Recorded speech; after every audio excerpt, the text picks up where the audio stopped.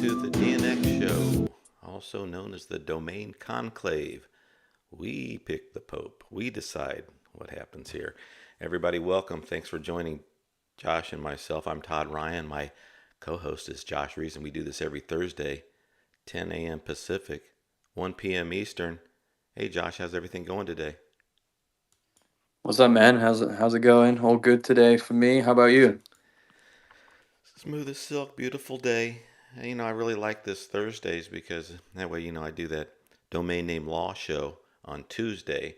It gives me a chance to really, go through some of your tweets, your last week's worth of stuff. I was going to say shit, but we try to keep it clean here on the domain conclave, on the DNX show. But because Josh, it's fantastic. You say you don't work on our little show outline anyway. If anybody wants to look at some of the topics we're going to cover today, you can do that at dnx.show. But your all your posts are really what I want to start using, like basically the topics, because you got some good stuff. Matter of fact, one thing that we didn't talk about last week that was on our outline that I got from your X post that we may start with today is meaning of success. Everybody has a different meaning of success. So as people start getting in the room and before we start talking specifically about domain names, I don't know what brought that post up, but I did like, some of your comments in there, but money doesn't motivate you, something about your social circle. I was like, who is your social circle? What you got going over there? But so what is success to you, Josh? My social circle these days is well, I have two social circles really. I've got, my friends here, we'll call them IRL, the people that I see every day. I play pickleball with, family, that kind of thing. But then I mean, a lot of my friends are in the domain community. All the people here listening to me, the people that I chat with every day, the people that I communicate with on X. And to be honest, just seeing them do well, seeing, the people around me do well, um, is one of my key metrics for success, I think. What a nice guy. What is that? I was looking at the post. I love to compete. I love to learn. I love to win. No, and I agree with you about, money is not really what's motivated me. Sure motivates you when you run out of it, though. I'll tell you that. But it's always been, um, I'll say quickly for me, what I, well, way back in the day when I first started, it was 1991. I remember 92. I was working at Lehman Brothers, and they said, you got to meet this fucking guy, super successful, and he's fucking just smartest guy you'll ever meet. And he was managing a mutual fund, and we went to Cheesecake Factory in Redondo Beach. It was right when it opened up, beautiful on the water. Cheesecake Factory was something then. Anyway, the guy was, nothing against some people. I got to, I want to lose some weight before NamesCon, maybe about 10 or 15. But anyway, this guy was about 350, 400 pounds, it seemed like, smoking cigarette inside the motherfucking Cheesecake Factory. And basically just was a complete wreck. But he was the guy. He was the one there everybody saying, this guy is, he's the smartest guy you're ever going to meet, super successful. And I was thinking, geez, smart to me, means a different thing. Success to me always meant a different thing. Meaning smart to me, I'll say quickly, was not so you're a mathematician or you're a fucking, chemical engineer or say a rocket scientist or whatever you want to say. That's smart in a certain way, but it's really how does someone treat other people? What relationship do they have, mostly with their family and their friends? And I certainly understand sometimes people have had weird upbringings, so they don't have great relationships with their parents and stuff like that, and there's reasons for it.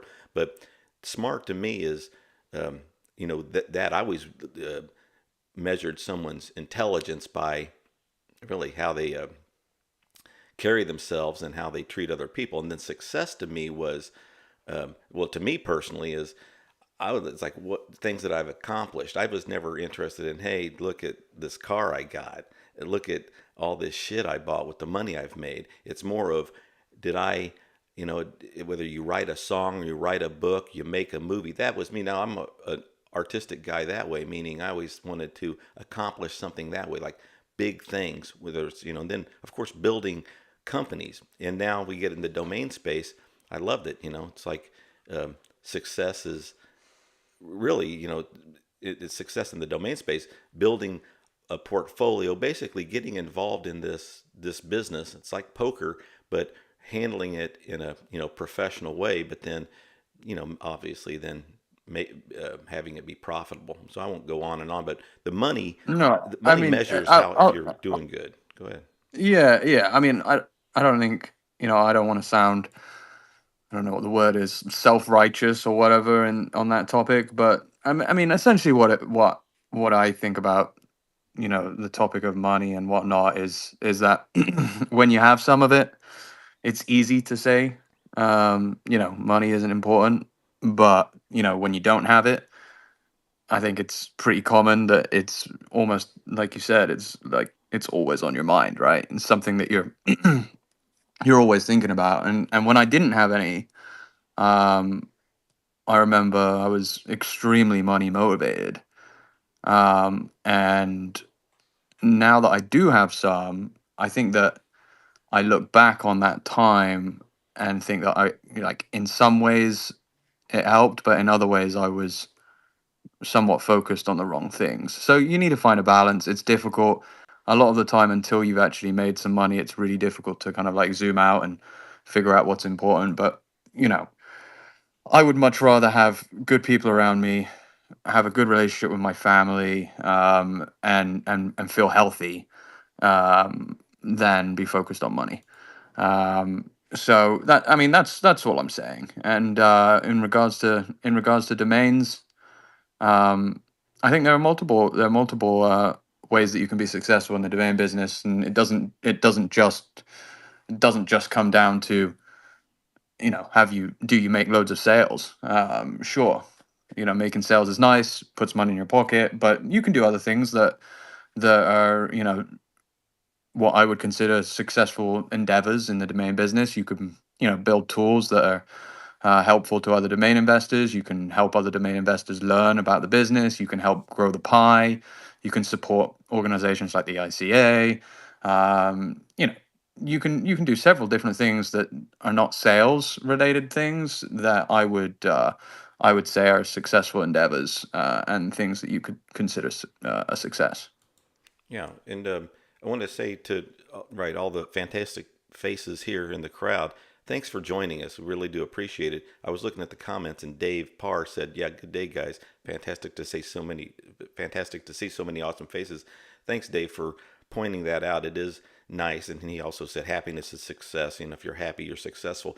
And frankly, that's a pretty big deal anymore. I got to say, I've had a pretty blessed life, and always been pretty happy. I know some people go through some ups and downs. So sometimes it seems like now more than ever, if you can, be happy. I don't know how some people do certain things to make themselves happy.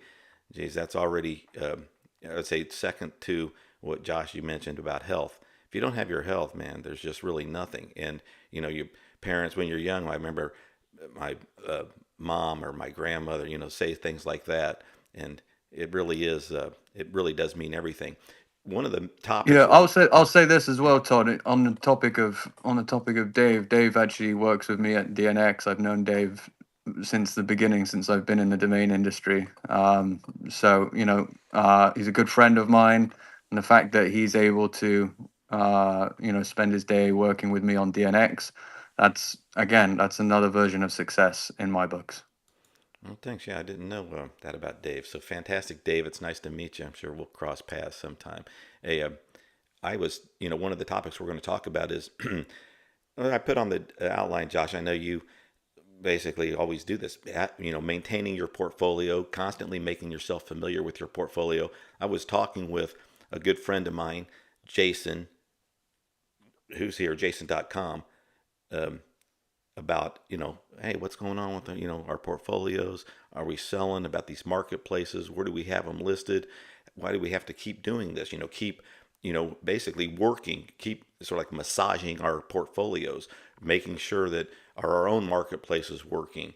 Our, you have to keep going through. It's like it's really a never-ending feat. Josh, I don't think you've ever met, or maybe you have met Jason.com. I don't know if you've spoken with him before. Do you know Jason.com at all, Josh?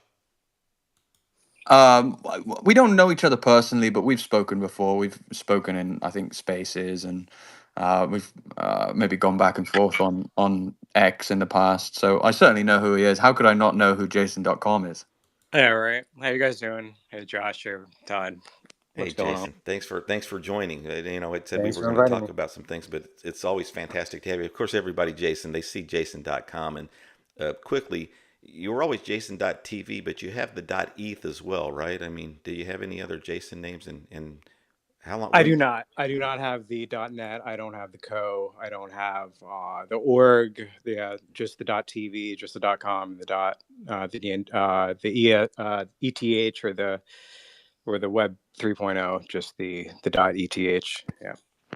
I gotcha. So, anything happened since these last couple years since you picked up Jason.com? Any worthwhile offers or? No, just really what where you left off. How you have to keep an uptake on your portfolios. Have to keep on it.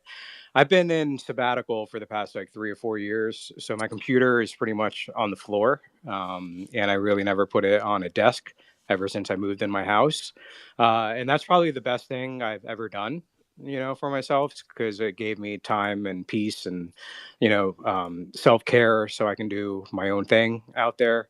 I just been thinking. I've been wrapped up around the computer my whole entire life, ever since I could, remember to walk. Like the Apple IIgs.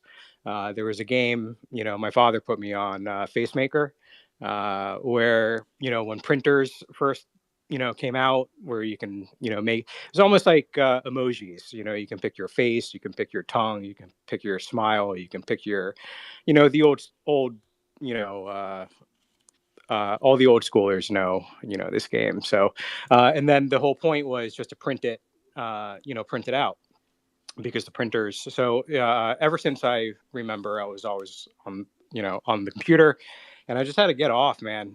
So I think looking at the computer screen, it kind of sucks the soul out of you. And that's I kind of figured that out.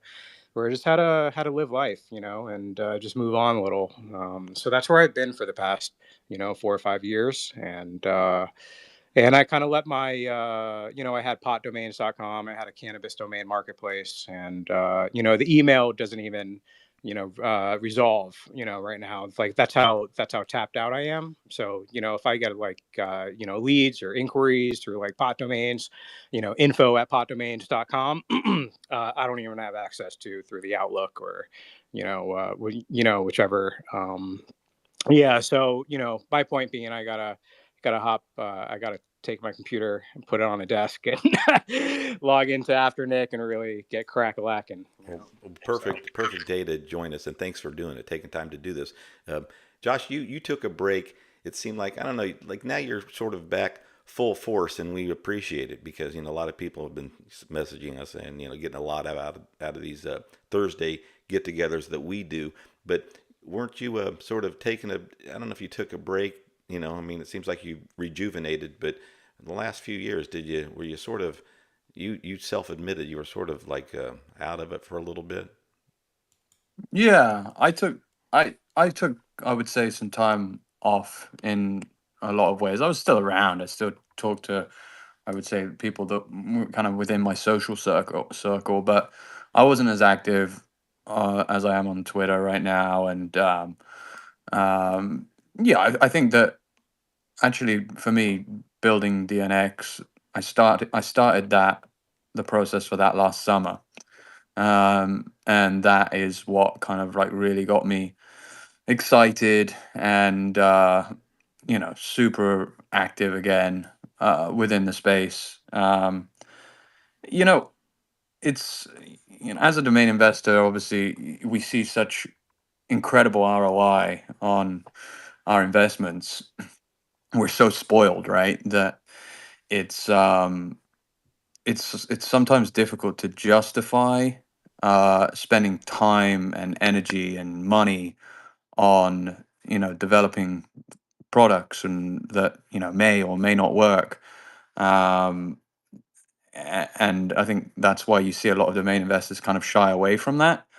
And it kind of goes back to what we were talking about at the beginning. It's like, what is success for you? And um, for me, just it helped. So first of all, like being able to build things that are useful for other people, and some sort of sense of achievement in helping someone acquire the name they want, or find a gem that they didn't think they would find, or just provide a tool or a service that people like and find useful.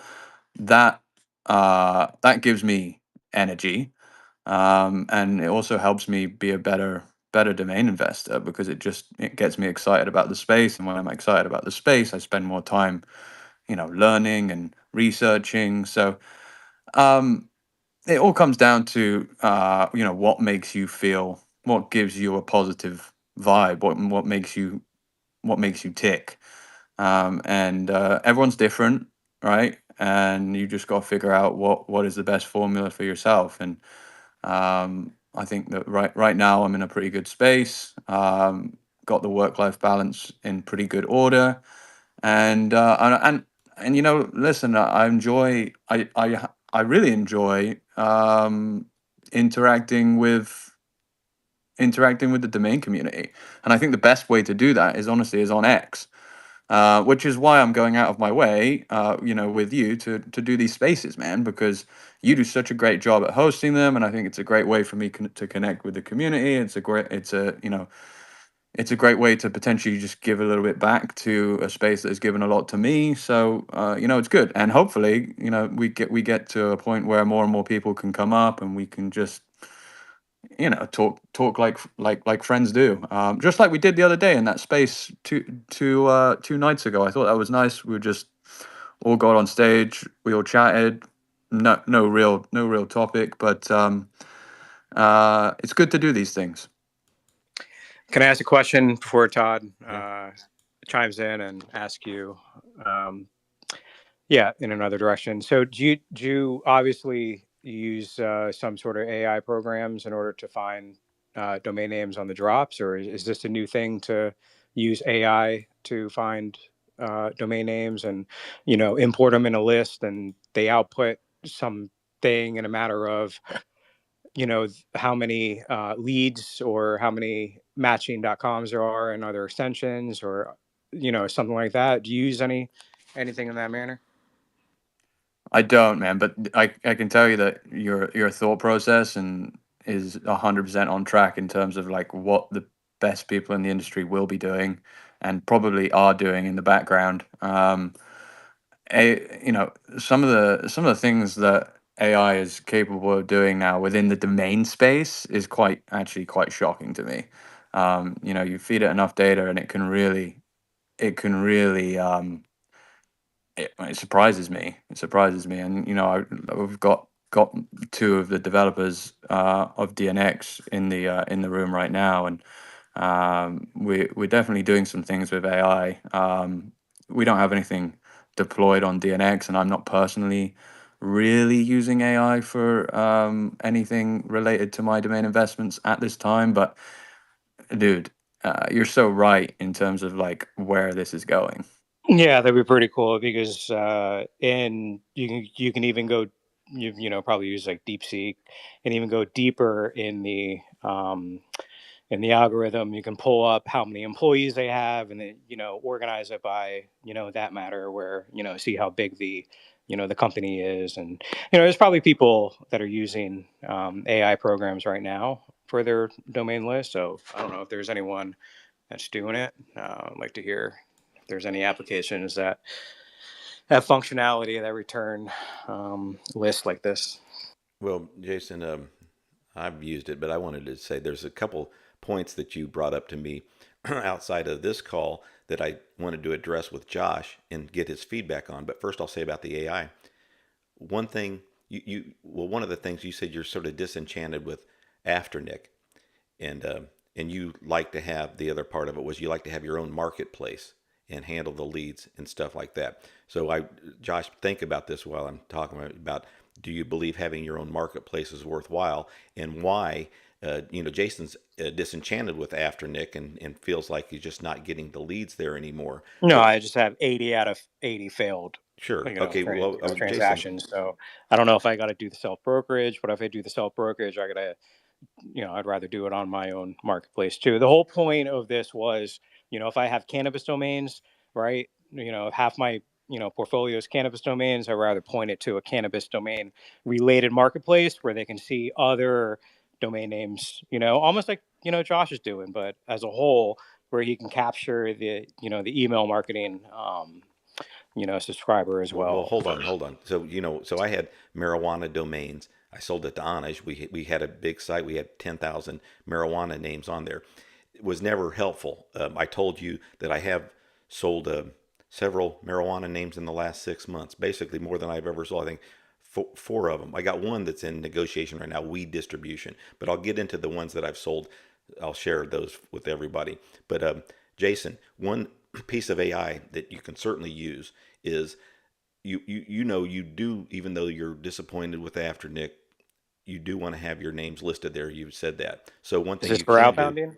what I'm saying is one thing you can do for with AI, use ChatGPT, is you can ask ChatGPT, hey, here are my domain names, and give them the list of all your domain names.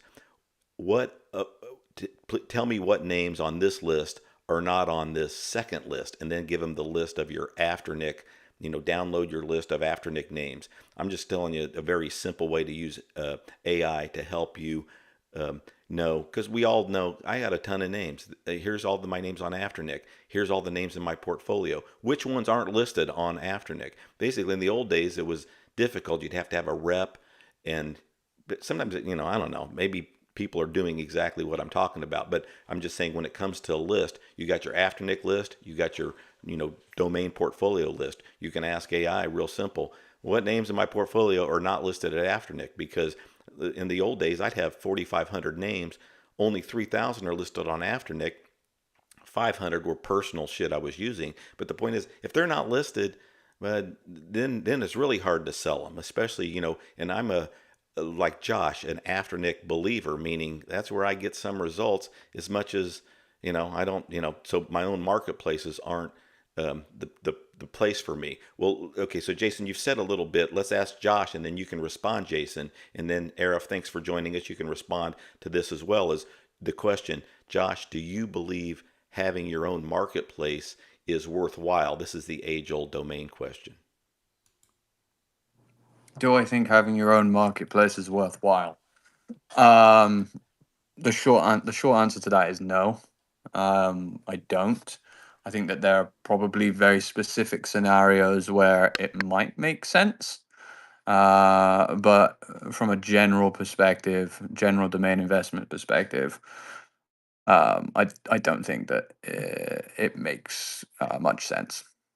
Now, as an individual domainer, why wouldn't you want to capture that email lead on your um, on your email subscriber list? Then you got like a little email marketing newsletter down in the future if you have a really good brand.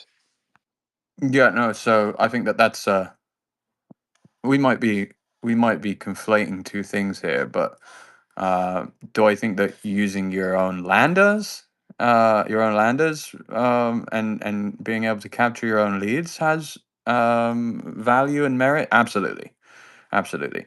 When I think about having your own marketplace, I'm thinking about like what you mentioned, Todd, like having marijuanadomains.com and then listing like all your domains out and having them so Gotcha. that people can browse them. But like having like using your own landers and being able to capture your own leads, absolutely. There's a ton of value there, right? I mean, you are the trade-off is that you're going to have to then pay an extra 10% for the afternick network visibility, which I think that having that is important.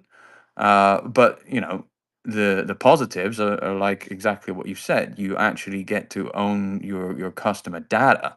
So you can save your own leads. You know who's inquiring on your domains. You just get you know a lot more insight. And I think that if you're looking to be a salesperson or be a portfolio manager as such of domains, or if you're a broker. I see Brooke in here, and some other brokers. Absolutely, you need these things, right? So again, I think it depends. The crazy shit is my GoDaddy premium, sales rep. I forgot his name off the top of my head. He's like the, he's like really up there. He said my domain names aren't part of the fast transfer network on Afternic. I don't think I enabled them. And as a premium service rep for GoDaddy, even I understand that once you opt in for the fast transfer, it puts all your names in privacy. And he didn't even realize that, and he's like, oh, I don't think, once you opt in, put your uh, uh, names in privacy, so he's trying to tell me that, part of my issue because I'm not making any sales is because all my names aren't part of the fast transfer network. Is that something people are experiencing as well, or I'm just curious? Well, yeah. Hey guys, fast transfer usually, I think in the past they mentioned like for even if fast transfer you get like 70 million searches, and the non-fast transfer I think was about 30. So you certainly there's certainly more visibility when you have the fast transfer, and other than that, I mean, you also like going back to your original sort of Do you know if it problem. puts your names in privacy or not? Yeah, Well, that's the first I've ever heard on that, dude, Arif. I don't know about you, but no, I no. think it I've never does. heard that Yeah, before. all my names were in Where privacy, and then I are took they? them Are they off at of GoDaddy? privacy, and then I was off of the fast transfer network. Are the domains at GoDaddy? They hosted at GoDaddy? They're listed on Afternic. I mean, some are pointed to. I think most are No, pointed I mean, to Afternic. your domains, are they registered at GoDaddy or a different registrar? They're all at GoDaddy. Yeah. Okay. Jason, I think just to be clear, I think that they got removed from the fast transfer network because there was a Whois update, and Afternic monitors those Whois updates, and when they see a Whois update, they automatically delist or put your names into like a pending review status in a lot of cases.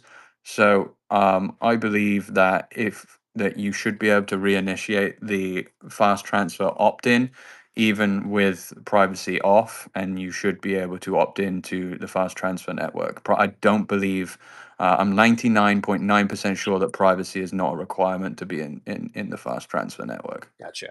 Okay. Do people still find you through the Whois? I don't have any of my Whois public personally, just because I don't want to deal with. I've dealt enough with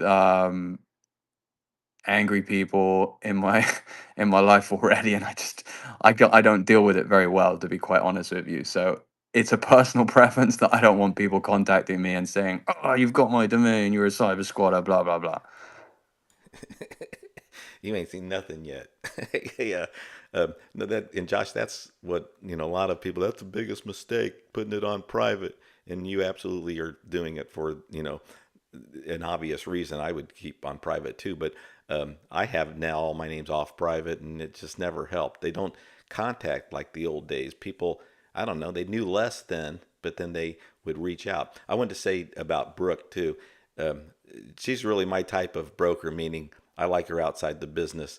I spent time with her at the last ICA, and we had a good time, good laughs. But I'd love to I was hear just on her profile before you mentioned her. sometime about the Saw marketplace, because they started their marketplace a year ago. Wonder how effective it's been, and basically has it? I mean, certainly it's probably been worthwhile. I can't imagine what would be the downfalls of it. But always nice to see Brooke out of New Smyrna. I know exactly where you're at, Brooke. All right. Hope you're having a great day today. Hey, so some people I don't allow up on stage because I see somebody who's had like 2 followers, and they're always trying to, cause me problems. But this meme domains, I haven't spoken with you, but is that Paige? I can't even see. Yeah, it's Paige. Hey, Todd. What's It up? is. I was having trouble almost like Jason's question about the GoDaddy changing your fast transfer to privacy, and someone decides that if you're on fast transfer, Twitter does the same thing, right? I'm in my car, I'm on Bluetooth, it kicks me out of one thing, and so I had to rejoin on the app. And great to see you, great show. Love anytime, anywhere people are talking domain names.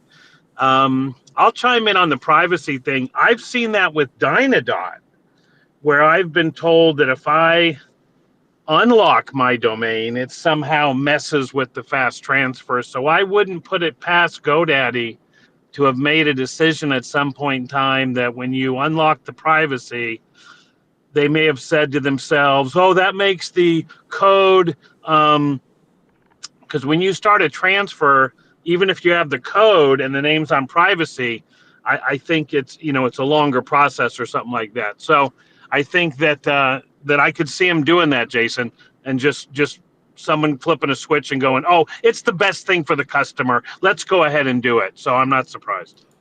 Yeah, actually, the last year I was doing some transfers, and I at one point couldn't transfer things anymore when domains were on privacy. I was transferring stuff from GoDaddy to Spaceship, and it got blocked true. when it's private. Yeah, and then That's true. you can't put unlimited. So maybe they're just trying to make the arrangement. Although end of the day, they're probably just doing that so that people don't go around after Nick and lose the commission.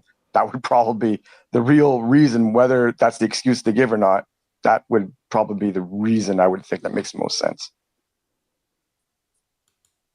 We're talking about portfolio maintenance tips. But okay. I was going to say with Jason's thing too, though. I mean, depending on how many domains you have listed at Afternic, I mean, I generally am one that a lot of people don't like the false positives and the junk leads and whatever it is. That doesn't really bother me. For me, it's like a little bit of a cost of doing business. Really, the ultimate number that really matters is sales. Right. And, if you've made sales in the past and they've gone down, then that's something, you got to figure out what's going on. For me last year, I did a major update with my portfolio. I repriced my stuff and I did a clean upgrade clean upload of my list. So, basically it starts from scratch again. And that was December 21st or thereabouts. And up until that point, I was getting 20 to 30 leads a week. Now, a lot of them are junk leads, but sometimes junk leads, it still tells me that the bots are finding my landing pages or whatever it is, right? And anyway, I was making sales and getting some legit leads as well. But then after I did that upload, since then I've had, I think, maybe 3 leads that didn't actually lead to sales, and I had some sales, I think 4 or 5 sales through Afternic, and those ones were kind of added Oops, I don't know what happened there, but yeah. So, but that was my bad. I accidentally muted you. I swear. It's all good. Yeah, I know I've done that in the past before too. Just playing on the phone, but yeah. So yeah, I mean, there's something going on at Afternic, and that's why, to answer your other question about should you have your own sales page, I mean, like I've never really bothered too much with that because in the last 4 or 5 years, my stuff's all been listed at Afternic, and I truly believe that we're kind of stuck using them because they have the best syndication, the widest reach. So, in some way we're kind of forced to use them, but it's what a statement. How it's like, oh man, we're stuck using them because we're stuck using them because they're the best. All right. That sounds no, but I mean, there's no alternatives. There's Aceto, right? And then that's it. So there's not much competition in that space, but it's like, you guys know I have a lot of gripes with GoDaddy and Afternic, and there's some bugs and things like that. But at the end of the day, they really do have the best syndication. Right. And like, as much as, I have issues sometimes with them, whatever it is, it's you cannot not use Afternic if you want to be a domain investor. You can't, there's syndication. And well, you certainly can, but you probably shouldn't. I think that's what it comes down to. Yeah. And especially if you have very high quality names, like if you've got an average, if you've got a portfolio of premium domain names, I think that there's a pretty strong argument actually to say that at the way that the domain industry works today, that you may not need to have your domains listed on Afternic or any marketplace. However, I do think that as the industry develops and as buyers become more aware of their ability to browse for options, like on a platform like Atom, for example, or DNX, right, where you can actually go into go to a site and say, I'm looking for a oneword.com, or I'm looking for a domain between this price and this price point. I want it to convey this emotion or that emotion, or whatever it might be. I want it to have this keyword. Like, suddenly then it becomes more important to have exposure, but I don't think we're quite there yet, but it's certainly moving in that direction.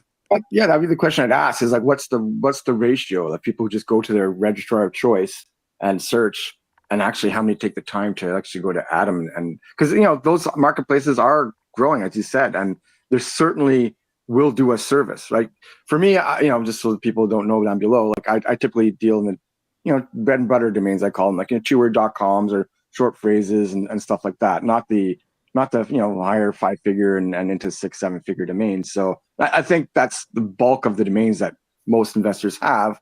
That's why when I said, in most cases you want to have your stuff on Afnic, it's in those cases. But I think I'm just curious, as like, what you think in the future will be like. Will we get more people going to Atom, or? Yeah, well, let's. I'll just answer that real quick before we go to Page. But I do think that in order for you to see a shift in more buyers using going to browse for a domain as opposed to having a specific domain in mind and then going to someone like Brooke and saying, hey, can you help me buy this domain? This is exactly the domain that I want. It would mean that you'd need to have a complete shift in buyer behavior. You would need founders to come together and say, hey, let's go and seek out and see what domains are available so that we can decide what our brand should be, as opposed to them sitting around a table and saying, what should our brand be? And then they decide on a brand, and then they go, okay, so what should our domain be now that we've decided on the brand? That is the typical way of doing it, and it's silly. It's not a good way of doing it, but it certainly forces them to often spend more money than they need to, because they box themselves into a brand, and then they have to find a domain that suits that brand. And as you know, when you're brainstorming a brand, people typically come up with brand names that are pretty popular, and like, we can look at that. We can see that data by using tools like trademark search or LinkedIn or Crunchbase, right? There are some very, very popular brands out there, and that's because most founders, when they go out and they're brainstorming what they want to call their company, they think about the brand before they think about what domain name they are able to get, and then it leaves them in a pickle. So it would require a big change to buyer behavior. Anyway, Paige, I see you got your hand up. Yeah, I wanted to jump into a new site that I saw out there called DNX, and you're right. GoDaddy decided not to be a marketplace. There is no passive experience anymore. It would be like if you had a Walmart store and the whole store was closed, and you just went up to the window and said, do you have this product? You know what I mean? And then they told you whether they did or not. And I love what DNX does, because I wanted to do it for 10 years. I could never put it together. So I love that you did. But I want to ask you a question. The idea is, whether I'm a founder or whether I'm a wholesale buyer, and I'm asking this as a holder, I want to be able to if I decide I want to sell names and I want to merchandise them, can you help bring me customers? And what I mean by that is, if I had a oneword.ai that was maybe a word that you learned by the 5th grade, you know what I mean? And I priced it at $400. The idea is that if someone goes to DNX and types in AI, number of extensions taken, sort low to high, buy it now, that the best values should pop up. Is that there, or is it really if you want the best domain in the world for 100,000, type in that you want 50 to 100,000. And I just wanted to get a flavor because I haven't had a chance to talk to you about DNX. But as a seller, I would love a place where if I decide to be aggressive in my pricing, you can illuminate that. Yeah, both, Paige. There's a lot of things that we're trying to do, but without revealing too much, I would say that if your domain is priced to sell, DNX will most likely have something to do with it selling. We have a few methods in place that help highlight domains that are what we would consider good value.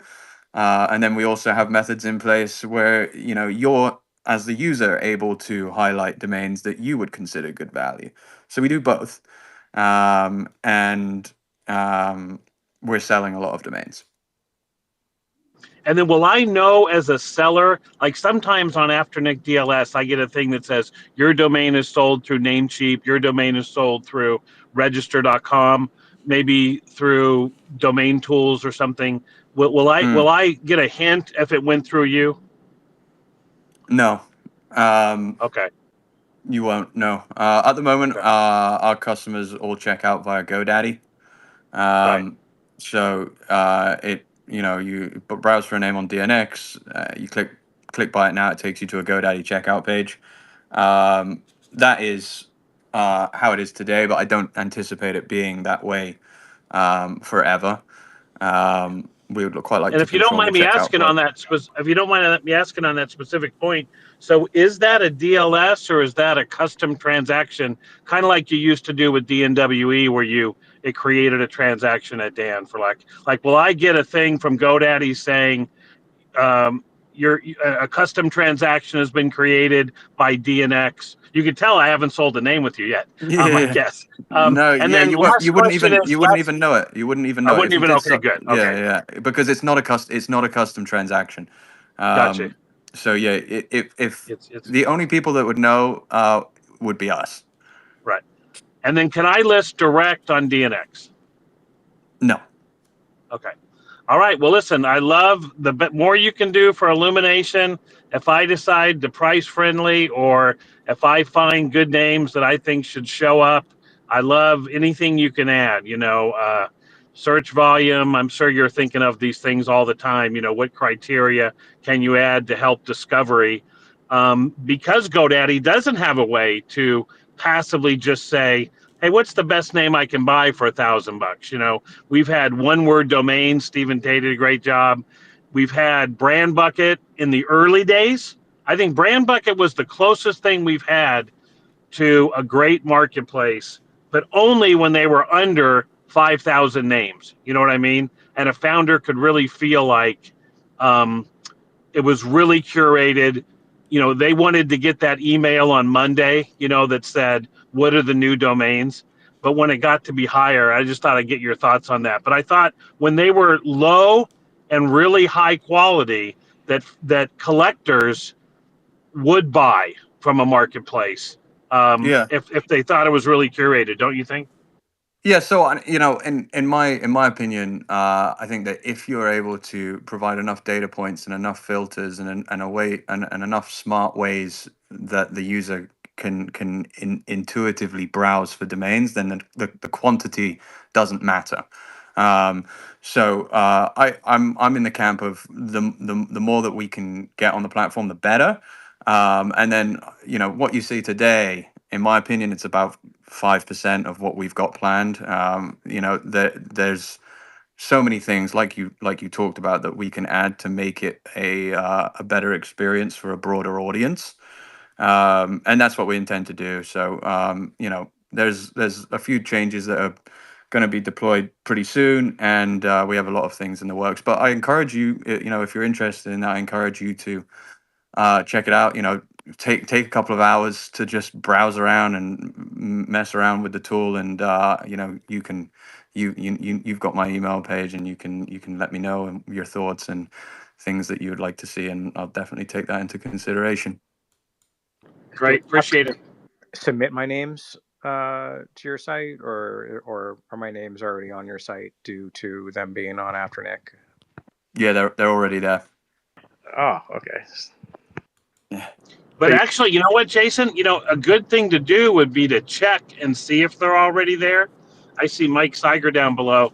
Like, remember 4 years ago, we did the thing where we tried to say, I've got a name at GoDaddy. It's not on Fast Transfer. What marketing partners does it show up with? You know what I mean?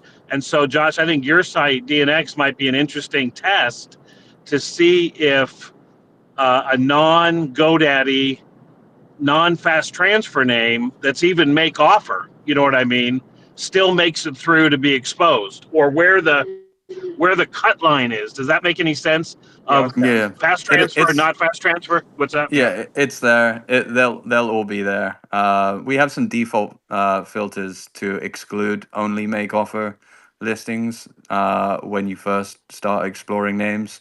So if you do want to see names that are only make offer, when you do go into the explore domains option, you'll have to uncheck make offer if you want to see just make offer names. We also have Well, then let hyphens. me challenge you with this, Josh, because I know you love a challenge. All right. So if I take my after Nick list, right, and I download it, and I randomly pick 20 names, and I type them one at a time into DNX, and they're not like, expired grace period, whatever. How many do you think will show up out of 20? If they're, you mean if they're all listed on Afternig? Yep. How many do I think will show up? 20. Yep. All right. I'll see you next Thursday. Okay. Hey, I wanted to say thanks to everyone that's listening. Listen, if you have a question or comment for some of these guys, listen, these are, I'd say very experienced. I wanted to say Josh has about 6,000 names because we're going to talk about maintaining your portfolio. We're talking about it right now. And Paige was just saying, yeah, Jason, hey, check your stuff. Jason's an experienced domain investor just like Arif. Arif got almost 4,000 names now. I wanted to ask, Paige in just a second. I don't know where he's at with names, 15,000, 20,000. 4,000. What do you have? How many do you have, Jason? How many names do you have right Oh, now? like 850, I think. Okay, because I went from 6,500 down to 4,500. Now I'm down to about 1,200. I wanted to mention, there's a lot All of, right. hold on, Sorry for interrupt. hold on, a lot of, RF, are you making more like revenue than your expenses? who, Yeah, me? yeah. Oh, Eric? So Yeah, you're in the green. Oh yeah. Last several years, yeah, almost well, since my second, third year. Yeah, my second year, I think I kind of broke even, and then my third year was made a bit, and then I started end of 2016, I would say. yeah, My I my was thing. almost done. Hey, no, we're going to talk. Thanks, and this is exactly what we want to talk about. I wanted to just mention that some people always say when we go to these events, and we're going to talk about NamesCon coming up too. But you see all the same people. Paige, fucking Paige is there, and fucking Jason. He's got so much history, and we want to touch on that about a decade ago when people were just buying XYZ names. I mean, it's fun to talk to these, and I don't call everybody legends. They're just, these guys have a lot of history in the space. Josh, he's seasoned and he's, come to the space later than a lot of us. I've been here 25 years. You see people in the crowd and it's like a lot of the same faces, and people will say, yeah, it's the same people. You should be happy to see that, to see really this is an industry. These, a lot of these folks have thousands of names, especially, like I said, a lot of great investors and really brokers and business owners in the crowd. But if you have a question, you want to ask Paige, definitely you want to ask Josh, Arif, or Jason, come on up. I see UFOs here, fantastic domain investor who really, hold on for a second, just came in. I was going to say about 5 or 6 years ago, but tell us real fast, UFO, when did you start investing in names, and how big is your portfolio now? I started dabbling in 2022, and then I really took it serious about, I would say, a little less than 2 years ago. But it's a side job. I have a regular day job. So I just have a couple questions if you have a second. I mean, they're relative to the topics you guys are talking about. They're both for Josh. If you guys have a second, let me know. Go ahead and shoot, and then we'll Absolutely, get back to man. the Absolutely. regulars. It's good. It's good to hear from you. Yeah, we messaged a lot on DMs recently, Josh, and thanks for your time as always. Absolutely. All right, one question, and take it with a grain of salt. So when Afternic removed its search for whatever reasons, probably I'd say about a year ago, um, if that was still the case where it was actually like, let's say they probably won't flip it back now, but was that a big kind of not a hurdle, but a kind of green light to say, you know what, the search function's gone now, regardless of how it was used or who used it or how successful it was to build DNX? I'm only saying that because the second part of it is a lot of people don't realize that a lot of people and users even are going to GoDaddy auctions and using the search tools in there and finding names that we all have that flow through there because we list them on Afternic. So it's a two-part question, and then I'll ask the other question after that because it's a different tangent. But can you just speak to that? How much of a kind of friction was removed when Afternic search was basically dissolved? Yeah, sure. So it just honestly is a coincidence. It lined up as happening at a similar sort of time. But people within my friend group had been talking about building something similar to DNX for a long time. Even Paige mentioned that he'd been thinking about building something like that for 10 years. When I built it, Drew from Media Options was like, "Oh my gosh, I wanted to build something like that on DNX a long time ago." And in fact, I think he tried. And I remember talking to a friend in the industry about it and saying, I think I'm going to give this a go. And he was like, Are you sure? Like, it's kind of tough. Are you sure you can do it? And fortunately, I've got two guys on my team that are like superstars, like rock stars. And I get on really well with them. And, we make a good team. So I think that we can build a pretty good product. I'm not saying it's there yet, but I think that over time it will certainly get there. In regards to end users browsing auctions, I think that actually, there's a lot of savvy end users out there, whether they be investors that are sometimes end users or actual end users that just have a good understanding of the domain market. And if you've built tools where you have visibility into these things, or if you're a registrar or whatnot, there are a lot more buyers out there in the background than what you might think. Buyers are savvy, and they find ways to buy domains. I even think too that just like from back when I used to look at Afternic search, it wasn't so much to look for names; it was just to see comps and other extensions, or if I was bidding on another name in, let's say, an IO or an XYZ or something like that, it would just be a quick and dirty way to say like, hey, what's out there now? And it was clunky, but it would at least give you, if you typed in a certain keyword, it would give you other names similar. So it's kind of like a quick and dirty way to get an idea of what's already out there, and then also too, if it's an exact keyword, what the other extensions are priced at, which time is speed, and sometimes when you're looking at all these auctions all day, you want to have that information quickly. And when that got removed, you can access it now through DN Academy and now through DNX, which is great. So I think it has Yeah, another indirect purpose, and that may not benefit you directly from selling names on there, just for more like research purposes for us domainers as well. yeah, um, yeah. Listen, I mean, like, it's kind of like on that topic. A lot of people, give GoDaddy a hard time because you know they don't necessarily work on features that we as domain investors deem to be important. But it's as a large corporation like them, it's very very hard to prioritize one thing over the other. These things take time, and without diving too far into that rabbit hole, I will say that they realize that they can't do everything, and at least in my experience, not everyone has this experience, but I guess in my experience, they're pretty good um, at at working with other players in the industry. Um, and I think the biggest evidence for that is their network, is their fast transfer network.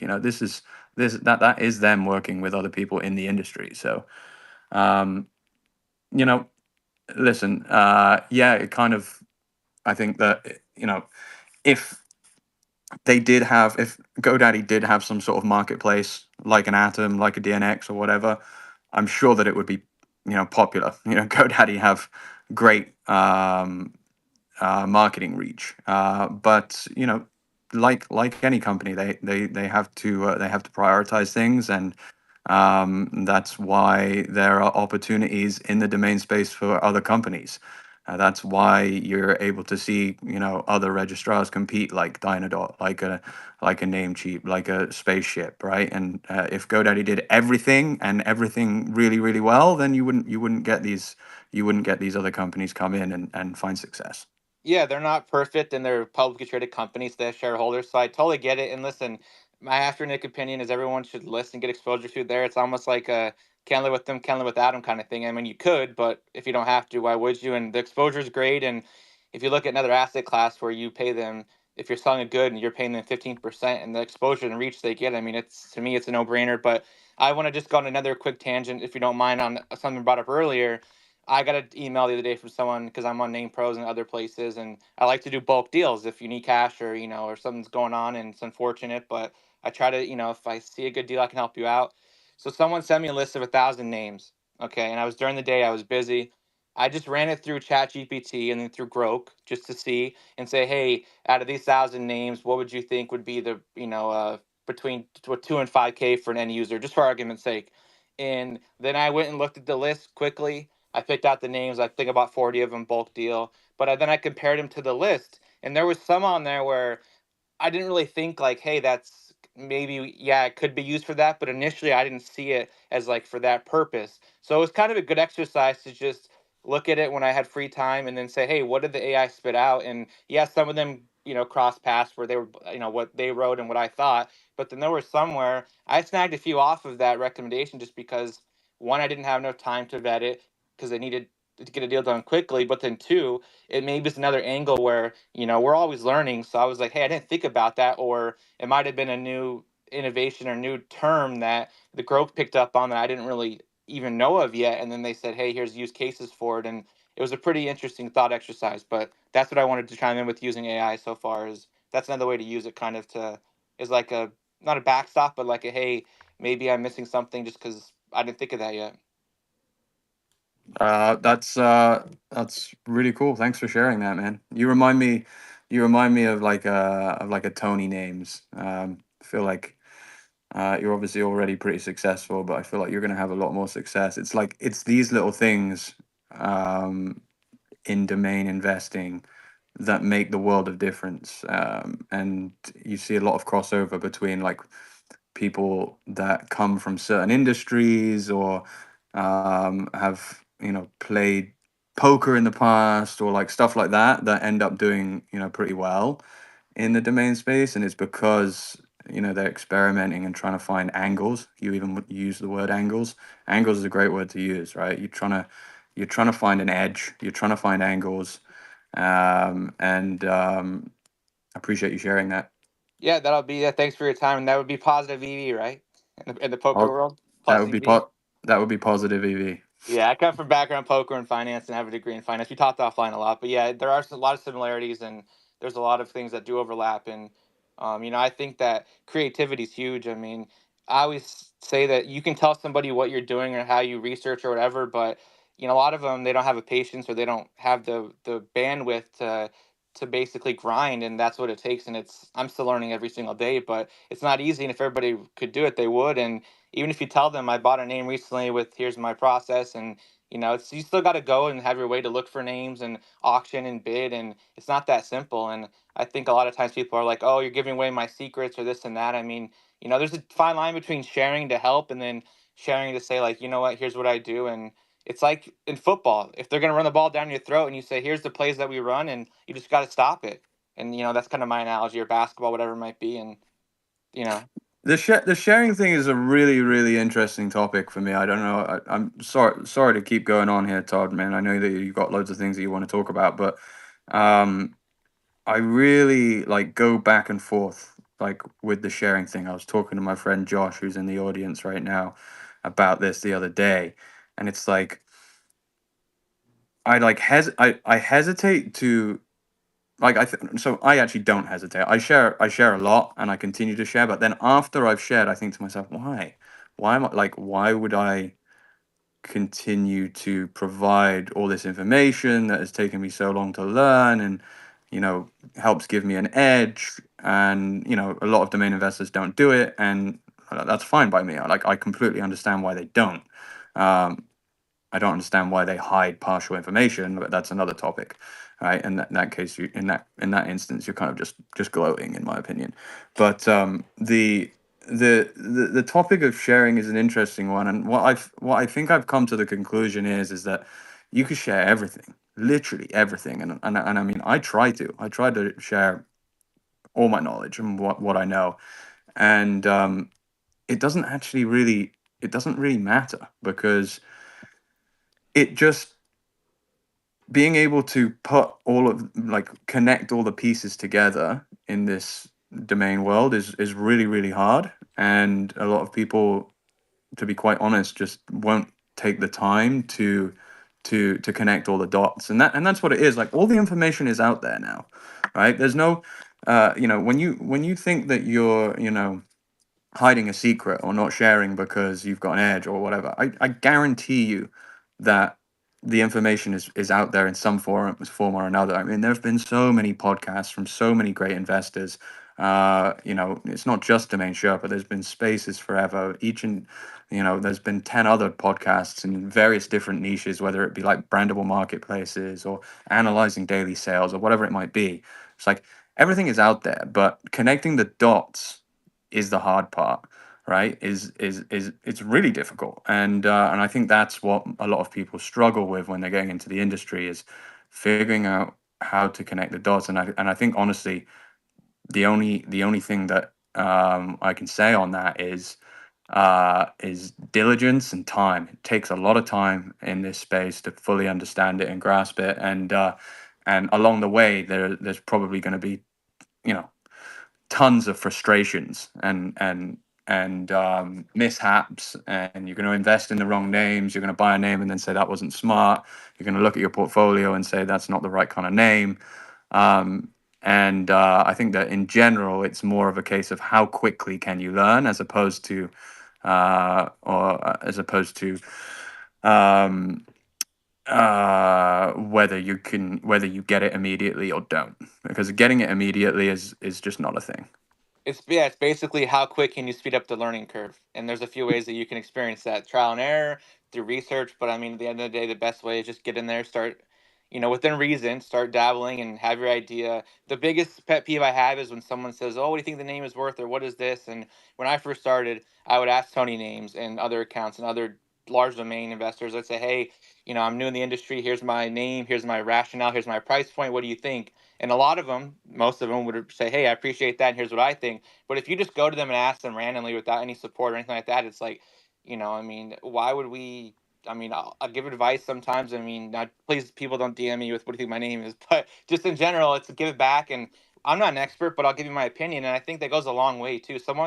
People always want the answer. What is it worth? What is it worth? Well, like, is it worth? If what's your whole time? 3, 5, 10 years? What's the quality of the name? What's do you buy it for? I mean, that's the thing where I think a lot of people kind of, everyone has this fascination with, they want everything to happen now, happen quickly, get a sale right away, or if they don't get a sale, then they get discouraged. Like, it's just, when we take it back from in domaining, the regular stock market averages 9-10% a year over the last however many decades, right? So like, we get spoiled with the ROI, and we start to think that, oh, we need to have this and that. Like, sometimes it's more of a, like I said, patience and just trial and error, and also to being realistic. And then just, I think a lot of it too is, it's easier, way easier, when it's not your main income, because then you can be patient, you can learn through the process. It's not dependent on it. Because if your main income, when you get that offer and you're like, this is how I live, feed my family, then you might have to take that offer. That's another big thing I think too, is that the distinguishment between doing it for a living only, and that's what I think is when you're more established, and or you have a successful track record, and also kind of trying to do it as a side hustle until you either feel like, hey, I can really go forward with this and give it a shot for a few years, and then you can always fall back on whatever your career was before then if you want. That's just my opinion. But thanks for your time today, and I'll let other people talk, and I appreciate it. Absolutely. I have 4,000 domains, and I'm still theoretically part time, right? I still have my regular. Well, right now I'm off because I'm dealing with some family stuff, but in theory I have my regular job still. So yeah, it's an important thing to do is to really start slow. But to get to what you're saying overall, like I get this question asked a lot as well, and I always give just two aspects to being a good domain investor, right? And the first is what you bring in already, right? Like your knowledge set, what you know about the world, about businesses, about marketing, your wisdom, and like your just your gut check, and that will help you a lot, right? And finding Taxes. your initial value or potential value. But then there's a long list of that stuff, but I won't get into the boring part. But that's some people, it's just not meant for them. Like if you don't have strong language skills, it's going to be tougher for you. And there's a lot of ways to get around it, and you don't need to be good at everything. And you can find niches that work for you based on what your existing knowledge set is. And that's what you bring into the industry. That's some people are made for it, some people aren't. But there's also the second element, which is why I really appreciate talking to Josh and listening to Josh a lot. It's putting in the work, right? For me, I do my gut check a lot, but I don't always go to LinkedIn and check and see, is that business, is there a lot of names that using that business or that keyword or whatever it is? And that's really like another really important aspect to it that you do have control over, right? You can learn more about domains and different elements of it and how things work. And there's Domain Academy for that. And again, these podcasts and all these things where you can learn specifically stuff about domains, and you match it up to what you already know. That's why people say when you start investing domains, it's good to focus on industries that you know. But you could still make things work. But again, you have to like power through it and actually put in the work, right? And whether it's just doing a lot of Google, deep dives down the rabbit hole to make sure there's existing potential customers for the domain you buy, or if you're going to, again, like I use this example a lot because Josh says it many times, and I always tell myself I got to do it. You go to LinkedIn and you go to other sort of places on the internet that have startups listed or whatever it is, and you go and you check, are these words, are they used by these companies, or does this match up with the potential brands and whatever it is? And that's just work, right? And some people, when they come in, they want this magic solution, and no, you have to have your knowledge set, your pre-existing skills, and you have to put in the work. And then over time you can build up your skills combined and start to make some money in this industry. Mm-hmm. Absolutely. Well said. Well said. Well, Jason, did you Do you want to say have something before I say something? Go ahead. Yeah, do you have an LLC based on your company, RF? Like, do you report taxes based on your company for sales and? I'm in Canada. No, what do you want to know? I'm in Canada, so it doesn't really apply to you guys. But Oh, gotcha. Okay. Yeah. You have to pay.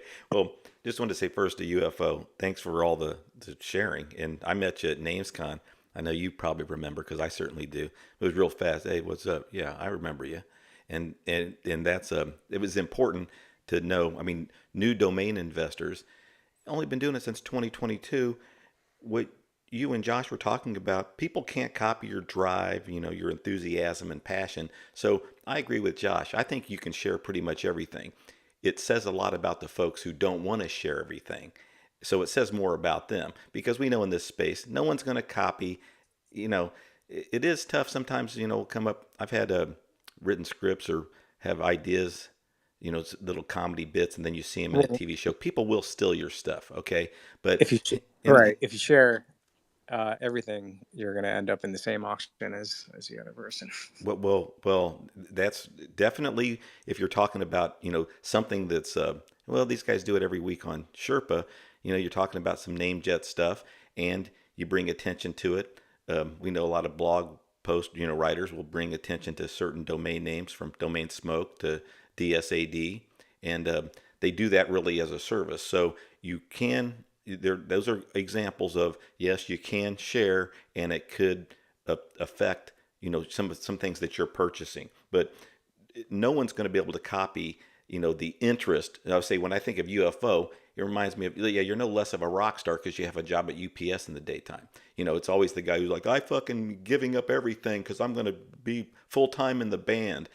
But you're probably going to have to quit the band and quit your job and get your life again, because you're not you can make UFO alluded to this, you can make better decisions when you're not so stressed, and if you have other income, and it certainly helps in this space. Now we see people that take the leap, and that's why we watch them real close, like Josh. That's why a lot of us always followed Paige so closely, because it's like some of these guys are doing it full time, and these are full time domain investors, not these people that are full time domain in the domain business, as whether it's a broker or you're running a registry or registrar or you're, I don't know, a lawyer, Um, anyway, we're going to go on here for another 50 minutes. So, we do this for a couple hours every Thursday. And if we don't get to a lot of the stuff that's on the outline, we're just going to carry it over to next week because we got tons of great topics to talk about. And it's awesome to have guests here. I see, why we call him UFO, but the UFO.xyz. I love, people having some success with other extensions. So, since we can go all over the place, I wanted to ask Jason.com real fast about. I always, I really liked it that we talk about the passion and the enthusiasm. All of us have had it at one time. Now, me and guys like Kevin McKim down there in the crowd, so us older guys, we fucking like, you got to get the, you got to start running again. Basically, you got to get that passion again. And I feel that the same with you, Jason. No one was more, I think, in my opinion, when I talk with you, you were a young guy, and this was 10, 15 years ago.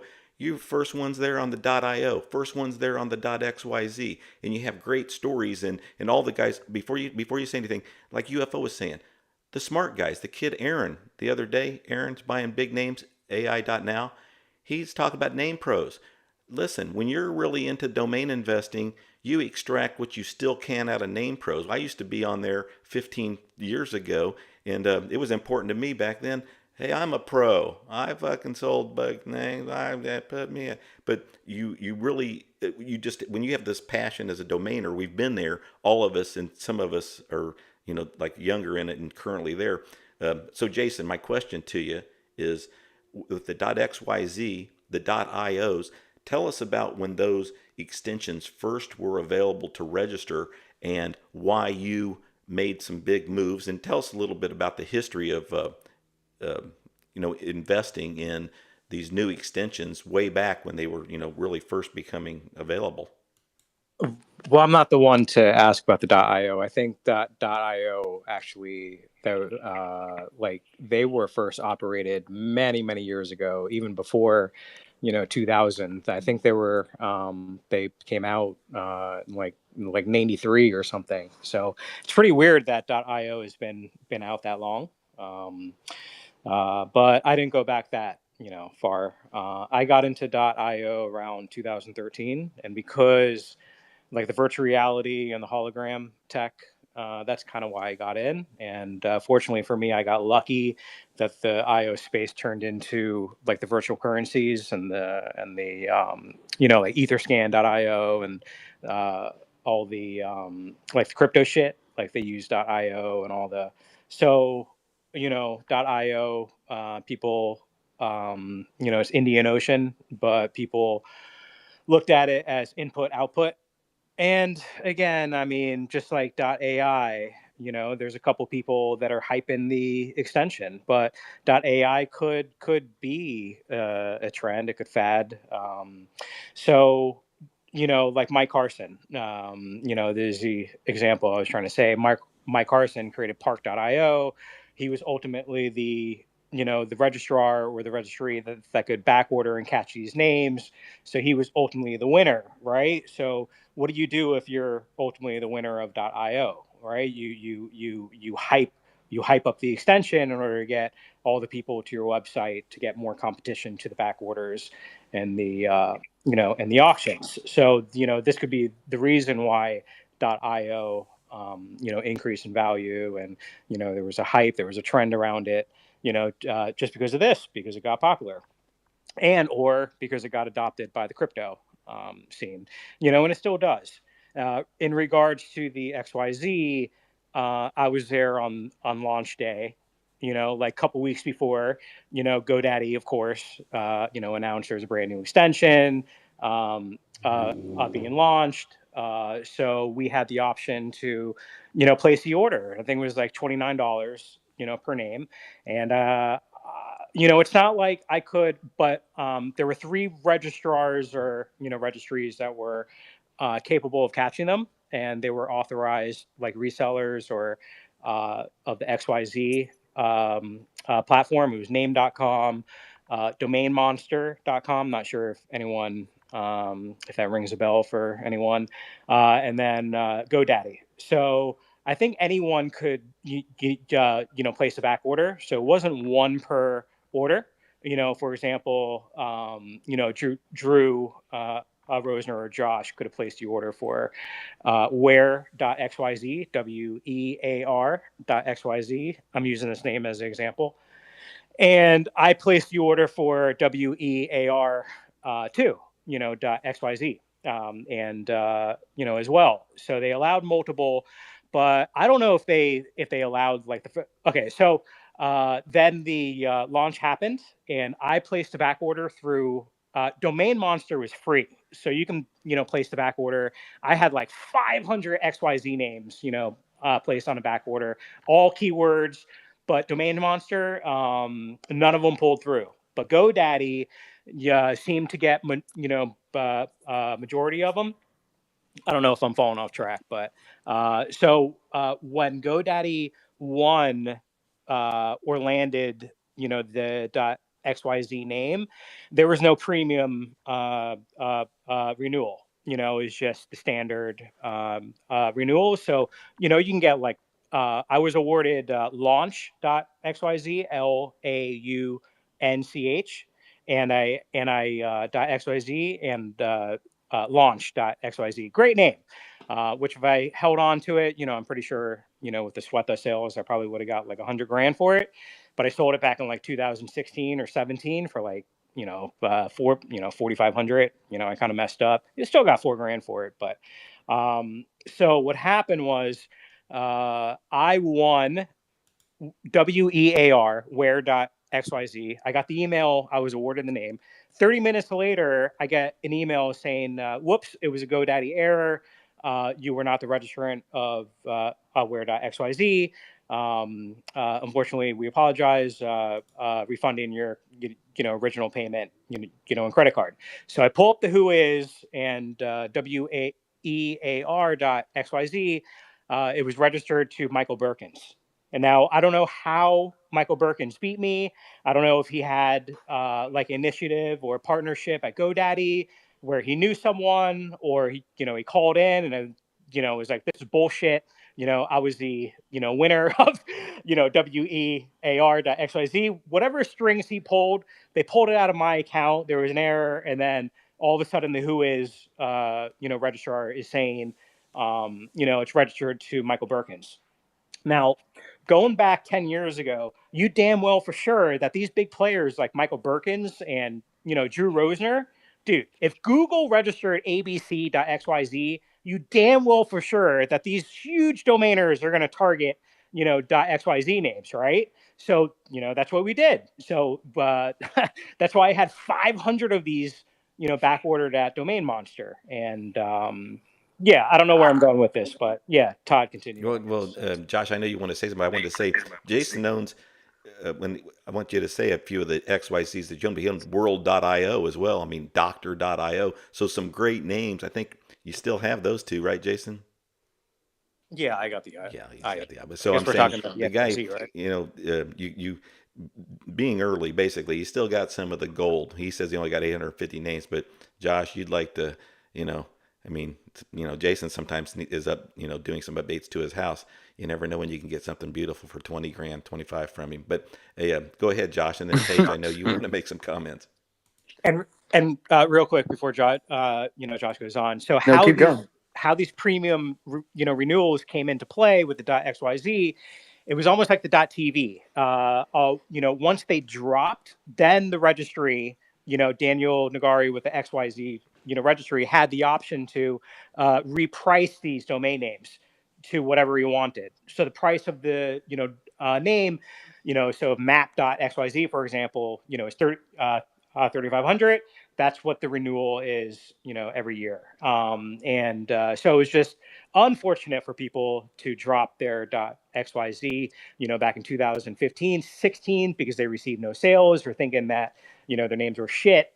Or for whatever reason, domain names always drop, people move on. So, a lot of premium keywords dropped, and then they had the option to reprice, or what they did was they held back a bunch of premium names, and then they held them, for the following year, and then just priced them to whatever they want, like we.xyz, like 4,200 a year or some shit, and that's what the renewal was. So unless you dropped it, they didn't reprice it. So with like wear.xyz and launch.xyz, see, I messed up on launch.xyz because that was a standard renewal.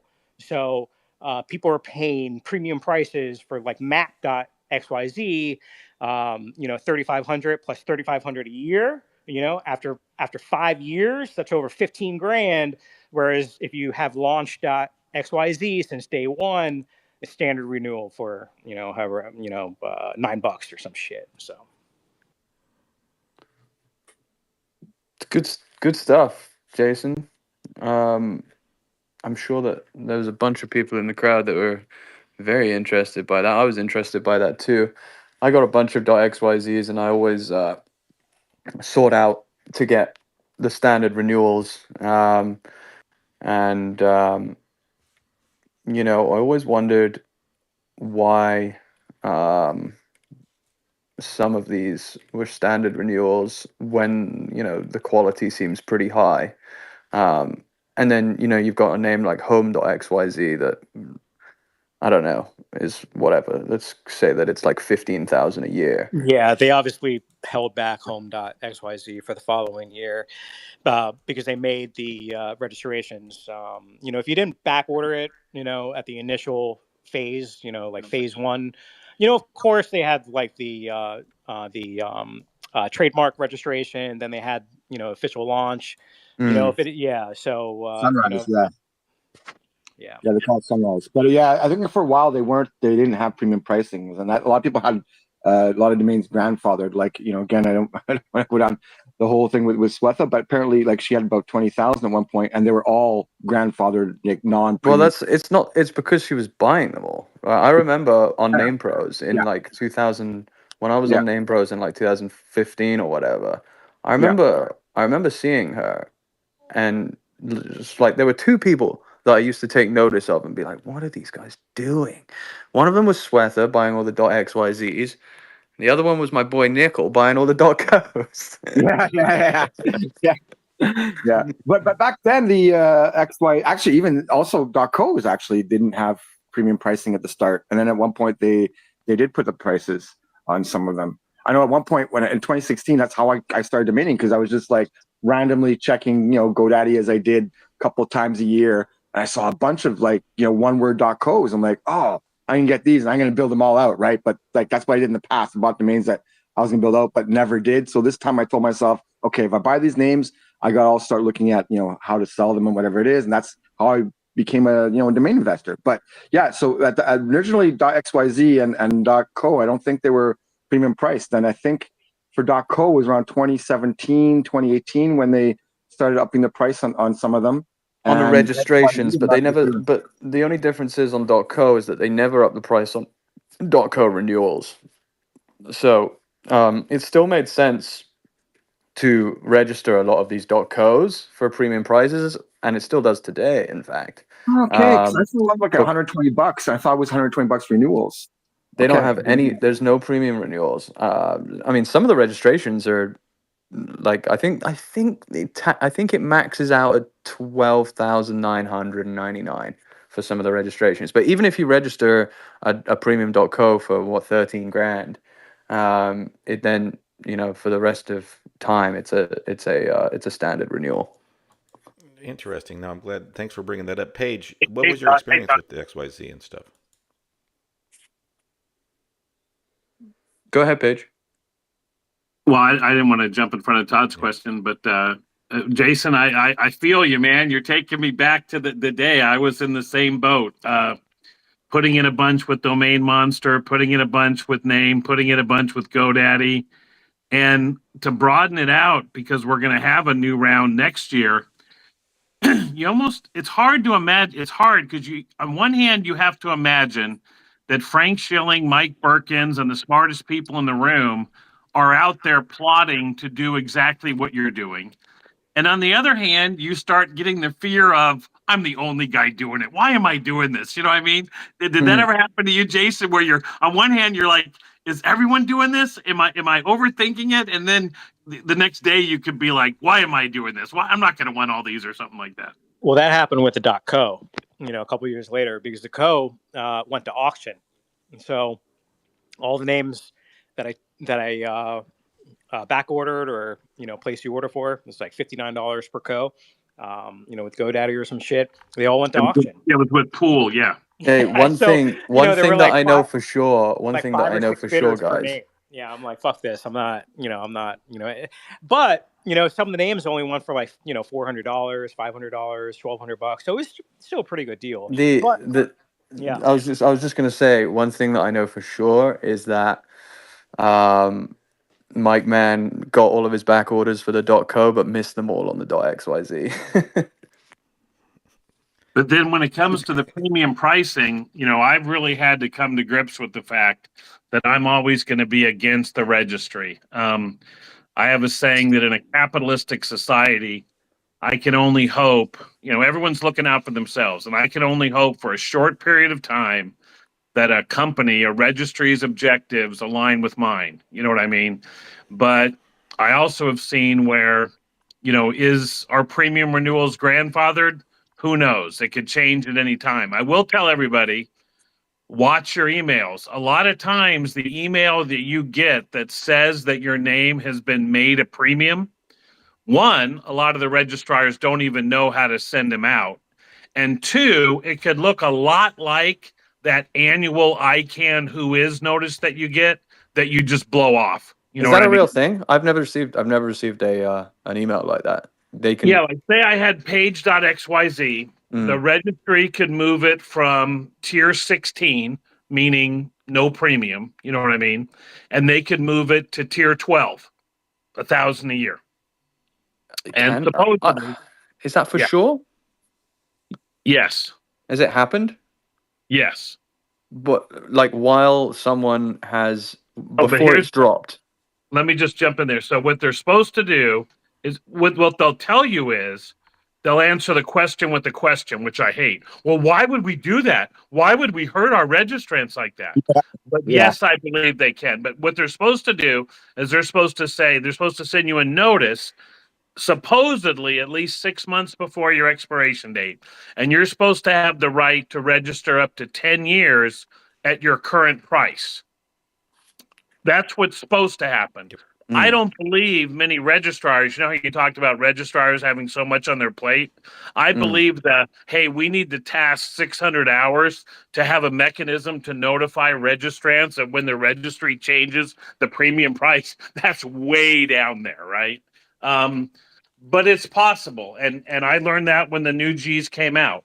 And it took me forever getting through at Identity Digital to Dan Schindler and say, Dan, don't tell me you're not going to do it. Tell me what you can do if you wanted to. So what I mean by that is you're right, Josh, about the codes. That's called high-low.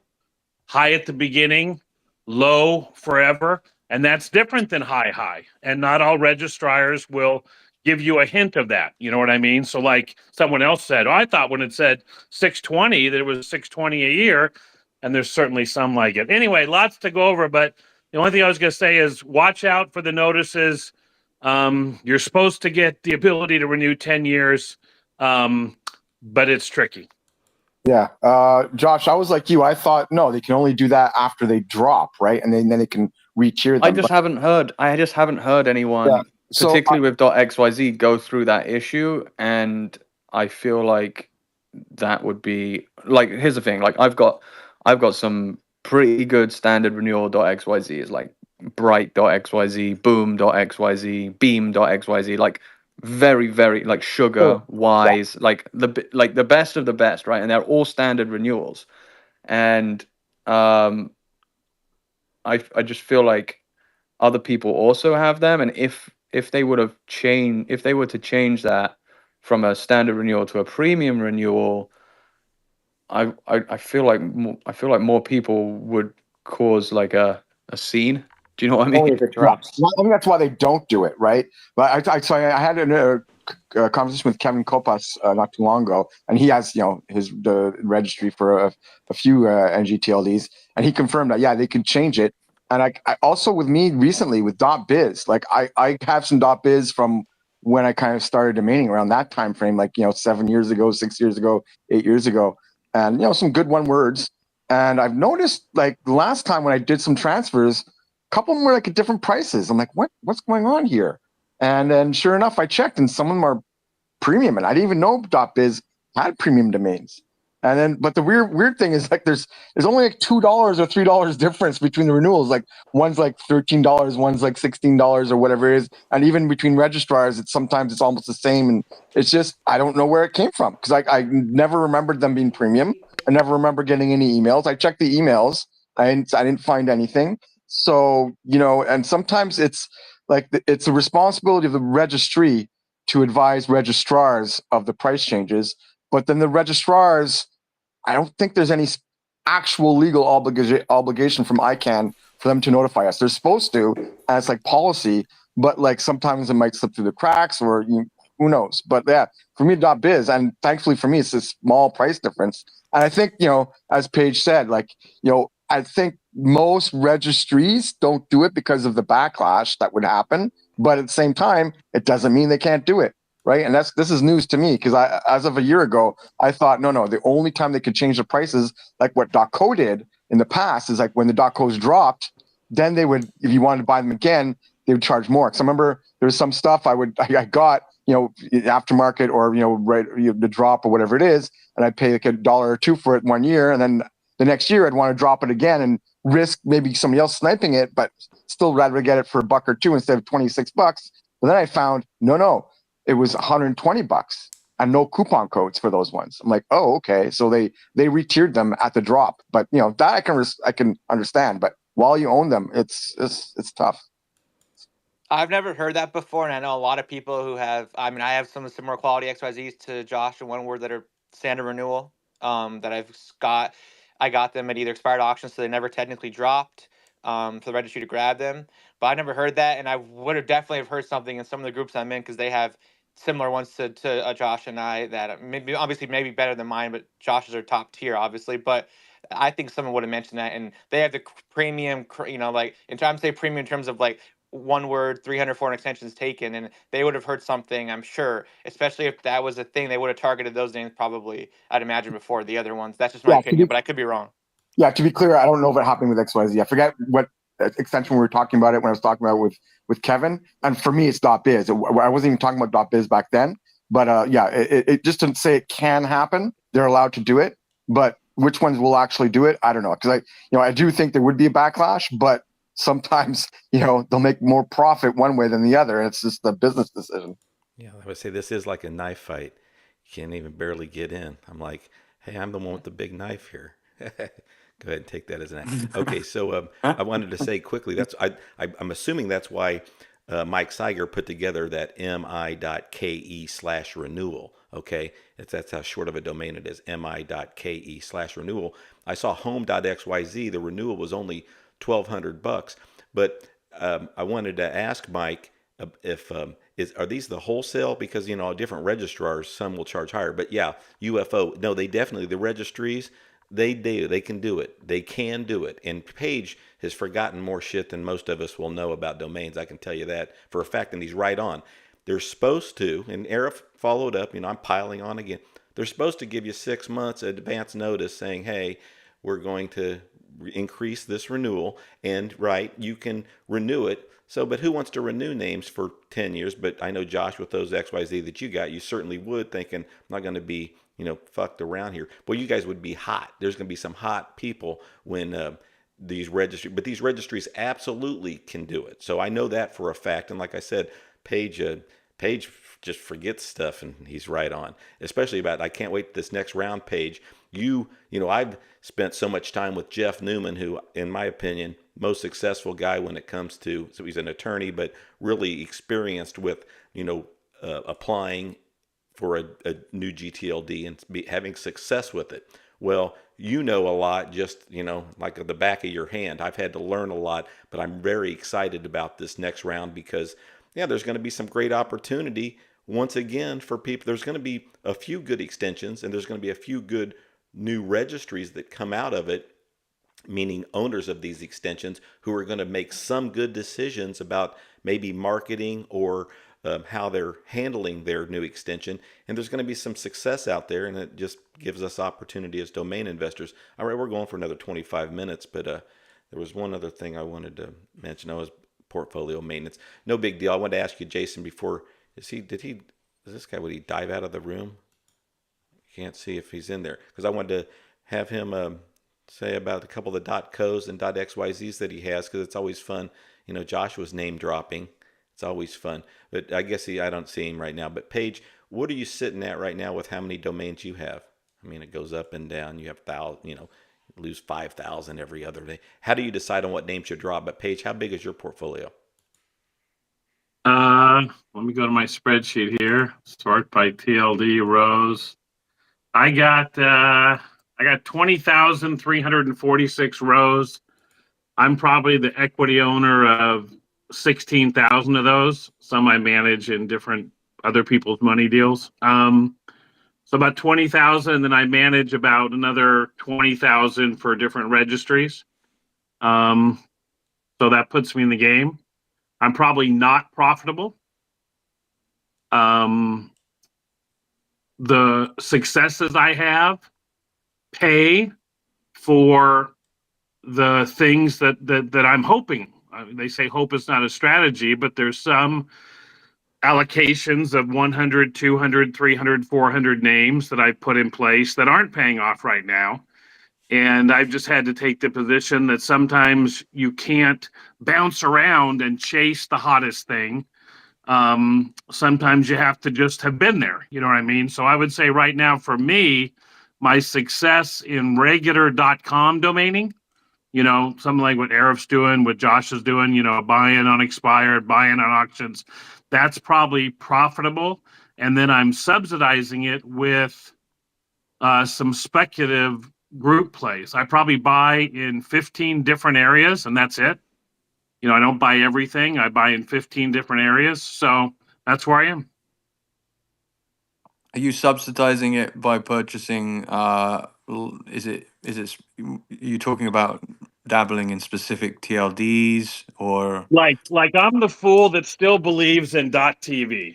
And there's no reason that my numbers would say I should be spending $12,000 a year renewing .tvs, but I do. You know what I mean? Yeah. If I didn't, my numbers would look better. So if I was a company, you know what I mean, I would probably play some games and say that is a venture capital investment. That isn't really an expense, right, Josh? You know what I mean? I would make Yeah. my earnings look good, and I would. So that's the way that's probably the biggest example where if I just said, am I profitable? No, but I've had to try to drill down and say, I especially look at my .coms because like you and UFO talked about, the only thing you can control is what you spend. And do you overspend your demand? Do you overspend buying for what you're able to get, either because of your eye, what you select, or your competitive position in auctions? You know what I mean? Who you're able to beat, how much you're having to pay versus market. And the only thing I think you can do wrong that'll take you out of the game, like Warren Buffett said, is when you can't live to live another day. So I do watch my .com portfolio to say, am I holding too many for what's actually selling? Not what I think might sell, you know what I mean, but what's actually selling. Because, and I'll end with this. I know I took a lot of time here. I mean, I was sitting there renewing names. I'm probably dropping 1 out of 4 .coms right now. And I sat there and I said, here's 100 .coms, right? And I'm saying that, out of those 100, 95 of those are guaranteed not to sell this year. And I'm still going to renew them. Isn't there something crazy about that, Josh? That's There is. okay.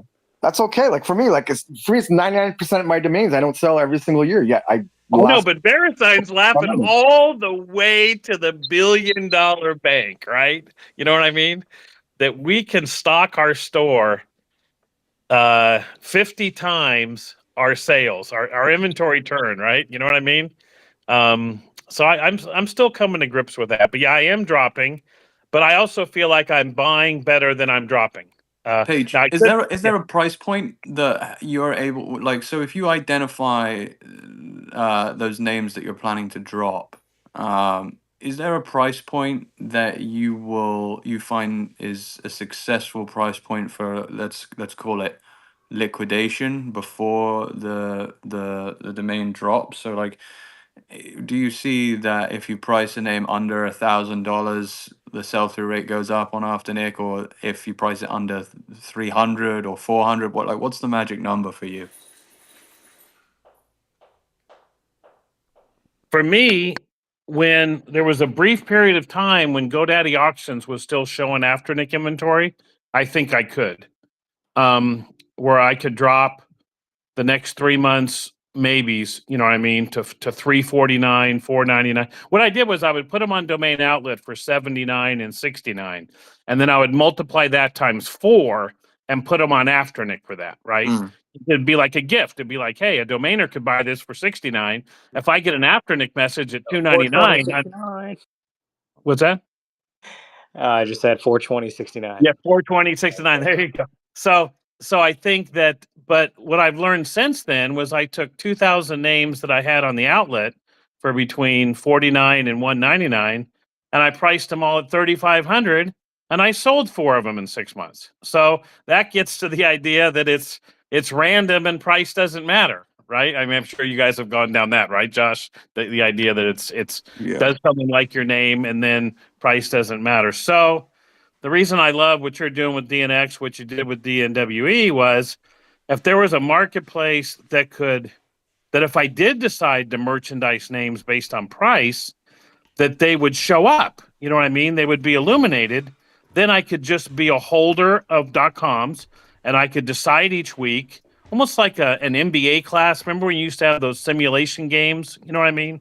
Where you could sit there and say, okay, I'm going to drop prices this much, and it's going to add to my total dollars this much.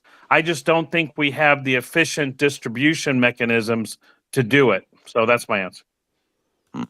Hey, I gotta say, Cool. Paige got a room. Hold on, Paige got a room Monday nights with his daughter Julie. It's a fantastic room, and they're doing this exercise where they're going to take $100 and see if they can turn it into $1,000,000. And I'm watching closely. It's something that Paige, I guess Mike Seiger and a few of the others over at Domain Academy are going to do something similar, starting with $500 and invest in domains and see how much they can get out of it after 12 months. But so Paige, you guys gotta check out the room on Monday night. There's part video and then it's on Spaces, but fantastic, place. I just want to say thanks for everybody. Paige to me is like, you know, it's if domaining was a horse track and domainers are handicappers, I go to the track and it's like there's only a few people that I know I'm going to see, and I see Paige. He's got a smile on his face, like standing in a line, a couple down, and he's got the form with him, and I'm like, hey, are you gonna willing to share everything? But there's guys that show up, every day. But I mean, it's a pleasure. When I said Paige, you forgot more about this than most people know. It is just a fact. I mean, face the music. But I gotta say, I don't know if you take that. I don't know what that one drug is. I see the commercials all the time, that memory drug. But I'm telling you, your memory is sharp. So it's fantastic. Always thanks for being here. Well, thanks, Todd. I appreciate it. And I know you wanted to go somewhere else, but I'll spend 30 seconds on Josh's whether to share. The hardest thing to share, like Josh, I feel like when you have a technique or something you learn by experience, you feel comfortable sharing it, right? Because you're like, I'm sharing either a learned fact or a known fact. Yeah. And the hardest thing is in domains, sometimes you're like, there's no reason I should do this, but man, it feels right. And that's what you really can't share, right? Because someone may say you're a fool or it may not work out, right? So the gut impulse stuff, that's why every domainer, like UFO said, is still your own domainer, because sometimes you do a certain thing for the wrong reason, but you still do it, right? Yeah. Yeah. I mean, I try to only share what I believe I've I've been able to prove from a result standpoint. Um, I certainly, I'm not trying to share some of the some of the things that I invest in the domain space because they're, like purely speculative. Like when I was on a space the other day with some of these guys, I just registered ML for machine learning dot world, ML dot world. But like the last thing I'm gonna do is then go out and say, guys, you're missing a thing with dot world because you're not missing anything. It's just